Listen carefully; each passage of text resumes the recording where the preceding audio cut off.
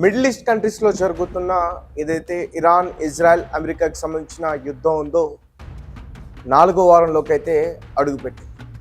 అయితే నిన్న పరిణామాలు చాలా తీవ్రంగా మారాయి. ఇరాన్ నిజానికి అమెరికాకి చుక్కలు చూపిస్తుంది. ఒక పక్క ఇజ్రాయెల్ని దెబ్బతీస్తూ ఇంకో పక్క అమెరికాకైతే చుక్కలు చూపిస్తుంది. ఎస్, ఇటు గల్ఫ్ కంట్రీస్లో ఉన్న సైనిక స్థావరాలపైన, ఆయిల్ రిఫైనరీస్ పైన, వీటన్నిటిపైన అటాక్స్ చేస్తూ ఇరాన్ పైన ముఖ్యంగా ఏదైతే ఈ బాలిస్టిక్ మిసైల్స్ లాంచెస్ వాటికి సంబంధించిన స్థావరాలు ఉంటాయో వాటిని అటాక్ చేయడానికి వచ్చిన ఆ ఫైటర్ జెట్స్ని తిప్పికొట్టాయి. కొన్ని ఫైటర్ జెట్స్ అయితే కుప్పకూలిపోయాయి. అలాగే అమెరికా ఇరాన్ మీదకి అటాకింగ్కి కొన్ని డ్రోన్స్ను కూడా పంపించింది. ఆ డ్రోన్స్ 12 డ్రోన్స్ పంపిస్తే 10 డ్రోన్స్ మొత్తం కూడా కుప్పకూలిపోయాయి. ఒక్కొక్క డ్రోన్ కాస్ట్ వచ్చి 250 కోట్లు. సో అంటే ఇరాన్ చాలా తెలివిగా అమెరికాని అటాక్ చేస్తుందని చెప్పాలి. అంటే ఒక పక్క ఇజ్రాయెల్తో అటాక్ చేస్తూ ఇంకో పక్క అమెరికాని ఇబ్బందుల్లోకి నెట్టుతూ ప్రపంచ దేశాలన్నిటి దగ్గర కూడా ప్రెజర్ని తీసుకొస్తూ వారికి సంబంధించిన ముఖ్యమైన స్థావరాలపైన అటాక్ చేస్తూ అమెరికాని చావు దెబ్బ కొడుతుంది ఇరాన్. నిజంగా ఇరాన్ ఏదైతే చేస్తుందో ఆ అటాక్ వల్ల డొనాల్డ్ ట్రంప్కి చాలా ఇబ్బందులు తలెత్తే అవకాశం ఉన్నాయి. నిన్న కూడా మనం మాట్లాడుకున్నాం, ఇరాన్ ప్లాన్ సూపర్ అని. అంటే ఏదైతే ఇరాన్ చేస్తుందో ఆ దాడి వల్ల డొనాల్డ్ ట్రంప్ తన అధ్యక్ష పదవికి రాజీనామా చేయాల్సిన పరిస్థితి కూడా వచ్చేస్తుంది. ఆల్మోస్ట్ అక్కడ సైనికులు కూడా చాలామంది తిరుగుబాటు చేస్తున్నారు. అటువంటి పరిస్థితి ఇప్పుడు అమెరికాలో ఉంది. అయితే డ్రోన్స్ MQ-9 రీపర్ డ్రోన్స్, ఈ డ్రోన్స్ 12ని పంపిస్తే 10ని అక్కడే మొత్తం కూడా కుప్పగూల్చారు. అలాగే 16 ఫైటర్ జెట్స్, ఈ ఫైటర్ జెట్స్ అన్ని కూడా బాలిస్టిక్ మిసైల్స్ వెళ్ళి అటాక్ చేయడం వల్ల అవి కుప్పగూలిపోయాయి. అలాగే 9 మంది పైలట్స్ కూడా చనిపోయారు. ఎవరు చనిపోయారనే వివరాలు కూడా పూర్తిగా చెప్పేందుకు ప్రయత్నిస్తాను. అయితే నిన్న అమెరికాకి ఇరాన్ ఒక చావు దెబ్బ కొడితే కువైట్ ఇంకా పెద్ద చావు దెబ్బ కొట్టింది. ఎందుకంటే అమెరికా కువైట్ మిత్ర దేశాలుగా ఉన్నాయి. అట్లాంటి కువైట్ కూడా అమెరికాకి సంబంధించిన ఫైటర్ జెట్స్ని ఢీ కొట్టాయి. నిజం చెప్పాలంటే 3 ఫైటర్ జెట్స్ని ఢీ కొట్టే అమెరికా దానిపైన స్పందించింది. బట్ పొరపాటున జరిగింది అంటూ కూడా చెప్తుంది. అంటే పొరపాటున జరిగితే ఏదో ఒక్క ఫైటర్ జెట్ మాత్రమే కొట్టాం, టార్గెట్ చేసి 3 ఫైటర్ జెట్స్ని ఎట్లా కొట్టాం?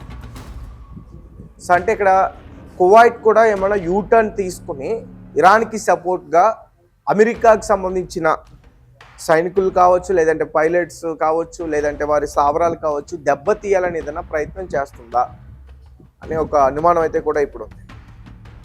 ముఖ్యంగా మిడిల్ ఈస్ట్ కంట్రీస్లో ఉన్న ఇరాక్లో KC-135 స్టాటో ట్యాంకర్, ఇదేంటంటే యుద్ధ విమానాలకి ఫ్యూయల్ నింపుతుంది. ఎయిర్లోనే, గాల్లోనే ఫ్యూయల్ నింపుతుంది.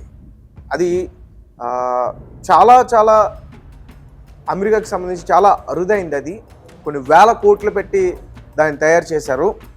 సో దాన్ని కూడా కుప్పగొల్చారు. నిన్న ఇరాక్లో ఉంటుంది అది, దాన్ని కూడా కుప్పగొల్చారు.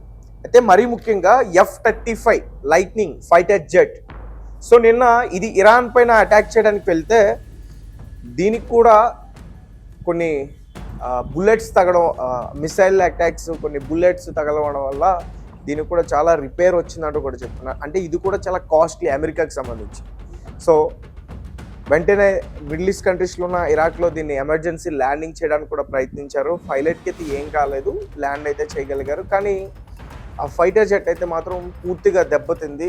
దానివల్ల అమెరికాకి తీవ్రమైన నష్టం అనేది ఖచ్చితంగా చెప్పుకోవచ్చు.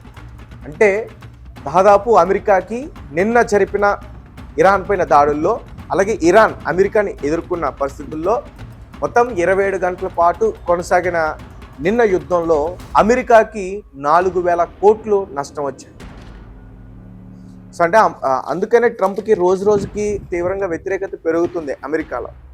అంటే ఇట్లానే యుద్ధం చేసుకుంటా పోతే అమెరికా ఖచ్చితంగా చాలా ఇబ్బందులను ఎదుర్కోవాల్సి వస్తుందని, అక్కడ చాలామంది సీనియర్ నేతలు కూడా వారి పదవులకి రాజీనామా చేసి, అలాగే సీనియర్ మేజర్స్ ఎవరైతే ఉంటారో సైనికులు వారు కూడా వాళ్ళ పదవులకి రాజీనామా చేసి వెళ్ళిపోతున్నారు. ముఖ్యంగా ఇరాన్ జరిపిన దాడుల్లో అమెరికాకు సంబంధించిన pilots, senior pilots John Kliner, Ariano Savino, Seth R Lival, Curtis J Angst, Ashley B Pruitt, Tyler Simmons వీళ్ళందరూ కూడా చనిపోయారు. ఒక పక్క ట్రంప్ మా సైనికులకి ఏం కావట్లేదు, అందరూ సేఫ్గానే ఉన్నారు, బాగానే ఉన్నారు అంటూ కూడా చెప్తా ఉన్నారు. బట్ నిన్న జరిపిన ఇరాన్ ఈ మెరుపు దాడిలో దగ్గరగా 9 మంది చనిపోయారు. 6 చనిపోయారని మాత్రం చెప్తున్నారు కానీ 9 మంది చనిపోయారు. ఇందులో 6 ఎవరి వల్ల చనిపోయారంటే కువైట్ చేసిన దాడి వల్ల చనిపోయారు. 3 మాత్రం ఇరాన్ చేసిన దాడిలో చనిపోయారు. అంటే ఇక్కడ ఒక విమానాన్ని అయితే నిజానికి అంటే ఏదో రాంగ్గా లాంచ్ చేయడం వల్ల వెళ్ళి ఢీ కొట్టిందని అనుకోవచ్చు. 3 విమానాలను కూడా అట్లనే మిసైల్స్ అటాక్ చేస్తాయా?